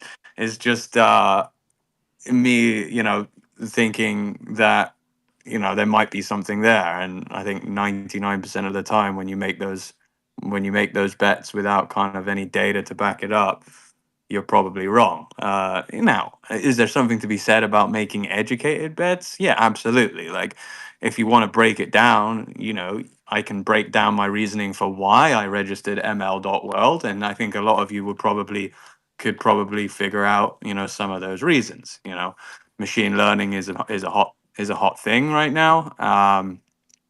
ML, the renewal wasn't that big. MLworld.com is not for sale, which is something that I think is extremely important when you're registering these new GTLDs. Um, and because the renewal was not too much, like it's worth taking a risk. And there's other stuff like that I invest in all the time. And again, you won't see me saying, "Hey, you need to do this." In fact, I think I've talked about on the space prior, maybe last week, that these are the kind of risks that I don't condone people taking. It's like, um, I think when I was on a space the other day with Todd, it wasn't this space, it was Zerk space. I talked about recently buying service.bot and trading.bot. And you know, I like those names, but as a domain investor that's trying to uh, be profitable and build a business, I would not say that that's the wisest investment in the world. These names are premium renewals. I think they're maybe $1,000 a year. Um, but you talked about subsidizing. I do pretty well with 99.9% of my portfolio. So it enables me to make some of these bets that are, I mean, in a lot of ways, ill-advised. Um, and I think that people bring up some of the challenges with sharing these kind of things, and it's important to say that you know it's like I don't condone that if you're trying to dive into the world of domain investing and be profitable. Like you want to look for proven success, not speculative success. And then as you have some success in ways that um, have been proven, then you can start being a little bit more speculative. Yeah, and one of the things that's helped is who his privacy has actually helped, because I used to have people that would watch what I bought, and you'd see them in the show, and they'd be like, "Hey, I saw you're doing this lately." You know what I mean? And you're like, "Wait, let's get a little tight in my under. Who's in my closet here? You know what I mean?" So I guess Yeah. they'd be, or like you tell somebody you bought something, they're like, "Yeah, I know," and you're like, "What?" And so that was a wake up call. Yeah. Yeah. Josh, I, I'll I can just get say that. something real quick in terms of what Josh just mentioned. I totally 100% agree in terms of with the sharing, and I try to share a lot too, and I'm in other groups. And one thing I will say though, when you're buying other different extensions like the one Josh mentioned, sometimes you have to look and think about the end user pool, the industry, because even if the renewal is 200 or 300 or 500, whatever it might be, from sustainability, Josh, you're not going to go buy hundreds of them, but the end users in the industry that are going to buy that is a drop in the bucket for them for a renewal for that type of synergies with the left and the right of the dot, which is, a little bit more of a nuanced concept. But at some point, you know, you have to, if you are going to venture into that strategy, be really careful about kind of make sure, you know, that your end user pool, you know, relates to, you know, whatever to the right of the dot is, and, you know, kind of like a trading bot. If someone's building a trading bot and algorithm, they're probably going to put resources behind it. So if the renewal is 500,000 a year, that's probably not going to break the bank for them. Just my opinion, but I could be wrong. Thanks. The more experienced and more savvy investors, they like to hear that, Josh, that you're some of the things that you do consider a risk, but you're out there doing, meaning like when you registered the dot bot. I know I have a few, I like to hear it, but I know it reinforces. It's a reinforcement for some folks who think, you know what? So I'm taking a risk on those two. I understand he's at least explaining that it's a big risk. It's not something where he's been hugely successful at. I'm talking about some of us more seasoned investors. We say, but we're still playing the curve. We're thinking there may be something there in the future, not going out. I think a lot of us that have been doing it for a while know I don't buy 200 in a certain category anymore. I'll pick the top 20, you know, if I'm going that big. But I do like that you mentioned that, Josh. I mean, it's basically some of the other extensions. When we were in that room, I said, I'm just fucking tired. Fucking tired was available. Somebody picked it up. Well, Josh, you post a lot of names that, hey, I'm going to buy this if you guys don't get it in the next 10 minutes. And people like that. And you know what? There are some things that, everybody is a grown up and they can make their own decisions with regards to, do I want to jump on a domain name? I like to see when you mention one you're thinking about buying, and like I did the other day, and people jump on it. That's us domainers. We're like, well, you better quit talking so much. It's like somebody saying, hey, I'm thinking about grabbing that off the shelf. That's the last Beanie Baby or whatever they are, and somebody just snatches it right in front of you and says, sorry. Right, you don't. I remember on Name Pros one time, I was bidding on some names, and a guy that I had just interacted with on Name Pros a little bit contacted me, and you know, we had probably had 2 or 3 messages back and forth about buying something. He said he was real upset that I got in front of him on a name. We need to work together when we're that. Like, but I don't even know you. You're from Riverside, man. You better not come over here. Cross Rosecrans, man. Now I'm mad at the guy. Okay, so we're about ready to close this down. We're going to close it right before noon my time today. But I wanted to say one thing about, I appreciate Jason.com coming in. I really, really do. And Jason's got some great names. Donations.com is one that he has that we're hoping to have as our first, I was going to say, enterprise customer at paynow.com. And I'm going to work with Jason on that. But Jason, before we shut this down, what are some of the .cos, the .ios, .xyzs, and these alternate extensions that you still own that you, may be surprised that you haven't got rid of yet or sold because there's some premium single words? But tell us a few of the I haven't really single had words. success with the .xyz. I haven't had a sale of like $50,000 or anything, but What do you own in those? Tell us some of the single words that you own in XYZ.co. sorry, I had another call. Yeah, I just had to cancel. I have tap tap.xyz. That's a standard renewal. NFC, as you can tell, is in the QR and the tap phone shit, back in 2015. NFC.xyz, JEU.xyz. Before they applied the renewals, JEU means game in French. So game or JEU.xyz sold for $50,000. And then the person that bought it ended up dropping it. And I, picked it up on a, back order for like $59 or some shit. But I never, sold JEU.xyz after that. I still have it. That's standard renewal. Launch.xyz I sold. That's about it. I tried going back in the, nothing much, but with the .ios, I still, when I first got in, I kind of slipped. Back in 2013, I acquired the .ios. I had real estate.io, I had network.io, I had online, .io. If it wasn't the best of the best, I didn't want it. And what happened was with real estate, network, online, like all those major ones, back in 2013, a company called Ookla. They developed that speedtest.net, that's owned by Comcast. These guys came in. They were like, we want, some of these names. And, I never, really sold a name before back in 2013. So they were offering me, $4,000 a name if realestate.io was, one of the names. And I kind of slipped, and I sold realestate.io for, um, $4,000, in a package of like four names for like 16 grand. I know you guys are shaking your head like, holy shit, this guy sold like online network and realestate.io. It happens, man. It happens. Right. I mean, I got the money back then, 2013, which, got me to, investing in other .io names, but,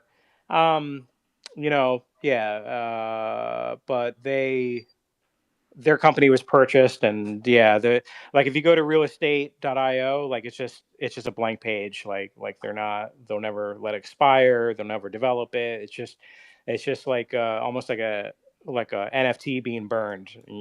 They just burn the fucking name.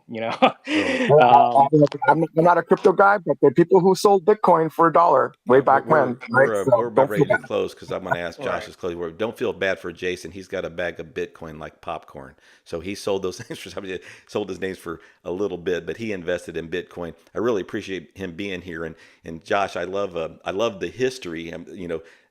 That's why I wanted you to hear more. I know you know Jason from this space, the industry, but his history is always just I learn new things all the time. Plus, he's still got his 850 names. The ones he's got, they're all good ones. I try to go over through his And closet all the and I'm time. not sure if you recall, the strategy of XYZ. I knew you were going to close it down, but strategy of XYZ registrations were 99 cents. So once you had the name in your account, the following year, the automatic renewal was set to on. So that's how he got millions of dollars back in the following year Yeah, we by know this people story. not All even right, so I realizing got, but that. when I have to shut down, I cut Oh, motherfuckers okay. off. So yeah, thanks for being. Well, definitely, everybody got to be here next week. We didn't get to a lot of the subjects on the outline. It's fantastic. That means it's less work for me to do next week when I'm putting together the outline. Josh, any final words from you today? No, I appreciate everyone for coming. I think this is our best turnout yet. So thank you guys. Launch.xyz is now owned by Namecheap. So Jason, if you want it back, you can go and buy it for 63 grand. And I saw yeah, it by that's now it. price for 50. Shit. Hey, Ah. once again, thanks everybody, and all those listening to the replay. It's fantastic that people find interest in it, and we're going to be doing it. So every Thursday, 10 a.m. Pacific, 1 p.m. Eastern, join us here on the DNX Show. Thanks. That's it for today. Thanks. Great stuff.